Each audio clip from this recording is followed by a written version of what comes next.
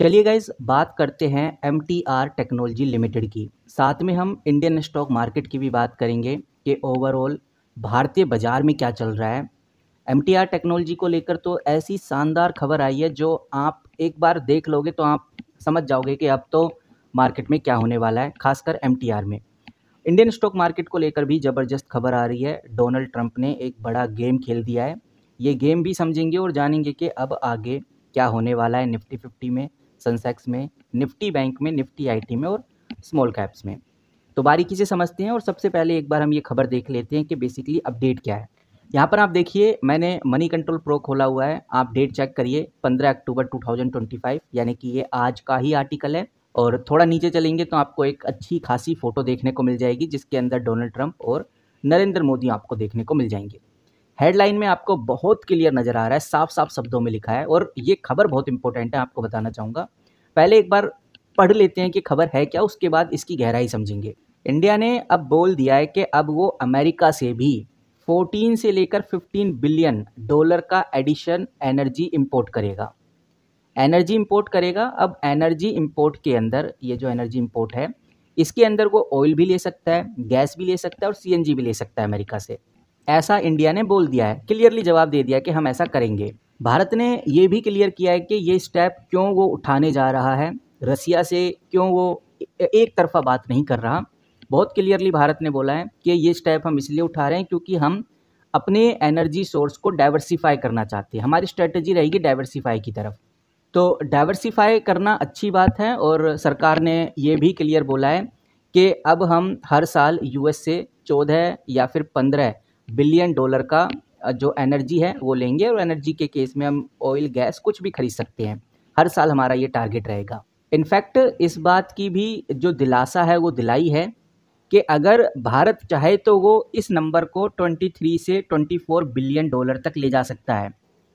यानी कि अगर भारत ने चाह लिया तो भारत कहेगा कि भाई अब 14-15 छोड़ो, हम सीधा 23-24 बिलियन का जो ऑयल है या फिर जो एनर्जी सोर्स है वो आपसे खरीदेंगे। अब सबसे ज़रूरी जो बात निकल के सामने आती है, और मैं जानता हूं कि आप यही सोच रहे हो कि भाई बेसिकली भारत ऐसा कर क्यों रहा है, क्यों अपने रिलेशन रसिया के साथ ख़राब कर रहा है। तो सबसे पहला इम्पोर्टेंट जो बात भारत ने बोली है वो डाइवर्सिफिकेशन को लेकर बोली है। भारत ने यहाँ पर बहुत क्लियरली बोला है कि अभी के टाइम पे हम जो ऑयल इंपोर्ट है वो 30% से भी ज़्यादा रसिया पर डिपेंड है। और भारत ने बहुत क्लियरली बोला है कि अगर कल को रसिया के साथ किसी भी तरह का जियोपॉलिटिकल टेंशन हमें देखने को मिली तो इस बेसिस पे हमारा रिस्क बढ़ सकता है। तो एक तो ये बड़ी बात है। दूसरी बात इससे भी बड़ी है जो कि जानना बहुत ज़रूरी है, और इस बात को बोलते हैं ट्रेड डिफिसिट। जी हाँ दोस्तों, ट्रेड डिफिसिट को बैलेंस करने के लिए इंडिया को ये करना ही था। इंडिया और US के बीच में जो ट्रेड डिफिसिट है वो अभी 41 बिलियन डॉलर का है। यानी कि इंडिया इंपोर्ट ज़्यादा करता है, कहने का मतलब अमेरिका से सामान ज़्यादा मंगवाता है इंडिया। और अगर इंडिया US से एनर्जी ज़्यादा खरीदेगा तो ये दोनों कंट्रीज़ के जो ट्रेड हैं, ट्रेड रिलेशन काफ़ी बैलेंस हो जाएंगे। और इस वजह से डोनाल्ड ट्रंप का जो पॉलिटिकल एंगल है वो भी सुधरता हुआ नजर आएगा, क्योंकि प्रेसिडेंट डोनाल्ड ट्रंप 2025 में भी पावर में है और उन्होंने सीधा बोला है कि भाई अब तुम रसिया से ऑयल खरीदना बंद करो और अमेरिका से ऑयल खरीदना स्टार्ट करो, और इंडिया ने इसकी हामी भी भरी है। नाउ गाइज, अब हम एक बार रसिया के केस में देख लेते हैं। क्या रसिया भारत से नाराज़ हो सकता है, क्या हमें इसका खामियाजा इंडियन स्टॉक मार्केट में देखने को मिल सकता है। उसके बाद हम MTR के बारे में डिस्कस करेंगे। तो कहने का मतलब ये है कि भाई डोनाल्ड ट्रंप तो ये चाहते हैं कि इंडिया रसिया से ऑयल कम करना स्टार्ट कर दे, अमेरिका से ज़्यादा एनर्जी खरीदे ताकि US का जो एक्सपोर्ट है वो बढ़े। ये एक स्ट्रैटेजिक और इकोनॉमिक मूव है, क्योंकि ट्रंप ट्रेड डिफिसिट कम करना चाहते हैं और रसिया को वीक करना भी चाहते हैं। लेकिन इंडिया ने अभी ट्रिकी बैलेंसिंग की हुई है जो कि बहुत इंपॉर्टेंट है। इंडिया ने यहाँ पर अपनी डिप्लोमेसी दिखाई है फिर से, और इंडिया को ऐसा करना ही था। इंडिया ने यहाँ पर अपना मल्टी अलाइनमेंट पॉलिसी फॉलो किया है, मतलब US के साथ भी वो स्ट्रॉन्ग ट्रेड करेगा, टेक्नोलॉजी पार्टनरशिप रहेगा, और रसिया के साथ वो डिफेंस और एनर्जी पार्टनरशिप रहेगा।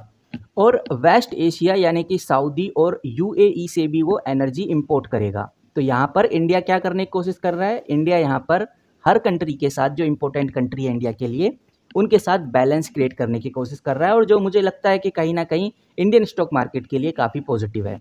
रसिया के साथ इंपोर्ट थोड़ा कम जरूर इंडिया कर रहा है, लेकिन कम्प्लीटली इसको बंद नहीं कर रहा। और यूएस और मिडल ईस्ट से इंपोर्ट बढ़ेगा ताकि डिपेंडेंसी सेपरेट हो सके। रसिया के ऊपर टोटली डिपेंड होना भी सही नहीं है। तो इस तरह से इंडिया दोनों तरफ के रिलेशंस को मेंटेन करके चलेगा। अब यहाँ पर रसिया का जो रिएक्शन है, रशिया का रिएक्शन पब्लिकली तो कुछ हमें देखने को नहीं मिला है और ना ही आगे देखने को मिलेगा, लेकिन जो साइलेंट डिसअपॉइंटेड है वो ज़रूर रसिया को हुई होगी, लेकिन रसिया इसके बारे में पब्लिकली नहीं कहेगा। तो कह सकते हैं कि गाइज इंडिया और यूएस के बीच में अभी बायलैटरल ट्रेड एग्रीमेंट, जिसको बीटीए बोलते हैं, वो चल रहा है। अभी 5 राउंड पूरे हो चुके हैं, लेकिन ट्रंप ने जो 5th वाला राउंड था उसमें ट्रंप ने इंडिया के ऊपर टैरिफ लगा दिया था, ड्यूटी डबल कर दी थी, 50% तक लगा दिया था।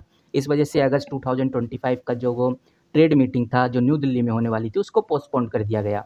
लेकिन फिर से अब ये टीम अरेंज की गई है, यूएस फिर से बात करने जा रहा है इंडिया से, जो कि कहीं ना कहीं एक काफ़ी पॉजिटिव रहने वाला है और इस बार सिचुएशन इंडिया के फेवर में रह सकती हैं।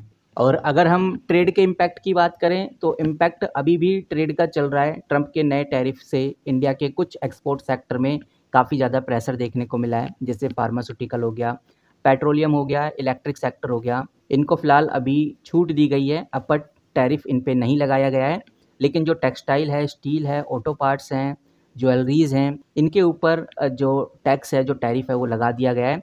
यूएस के बायर के लिए ये काफ़ी महंगे आज के टाइम पे यूएस में देखने को मिल रही हैं। बट फिलहाल ओवरऑल जो अपडेट हमें निकल के सामने आ रही है वो यही है कि इंडिया चाहता है कि यूएस से ऑयल और गैस इंपोर्ट बढ़ाकर ट्रेड रिलेशन को काफ़ी ज़्यादा स्ट्रॉन्ग किया जाए। तो फिलहाल ये दोनों कंट्रीज़ यानी इंडिया और यूएस एक बैलेंस ढूंढ रही हैं। एनर्जी इंपोर्ट बढ़ाकर यूएस खुश जरूर दिख रहा है, लेकिन उसको पता है कि उसको अब टैरिफ को कम भी करना होगा।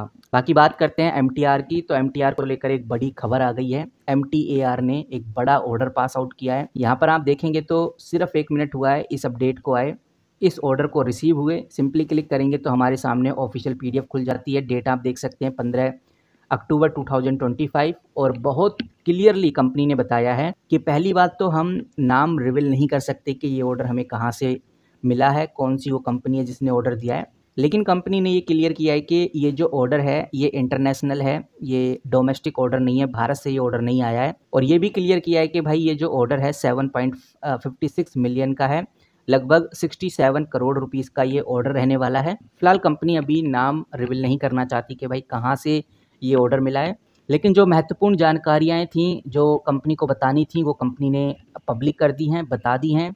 ऑर्डर वैल्यू बता दिया है, किस जगह से ऑर्डर आया है वो बता दिया है और एग्जीक्यूशन टाइम भी बता दिया है, यानी जून 2026 तक ये ऑर्डर कंप्लीट हो जाएगा। ये डिलीवर करना है इस टाइम फ्रेम के अंदर अंदर, पूरे 1 साल का टाइम फ्रेम है और ऑर्डर की वैल्यू भी पता चल गई है। बट ओवरऑल कह सकते हैं कि भाई कंपनी में अच्छा खासा माहौल बना हुआ है।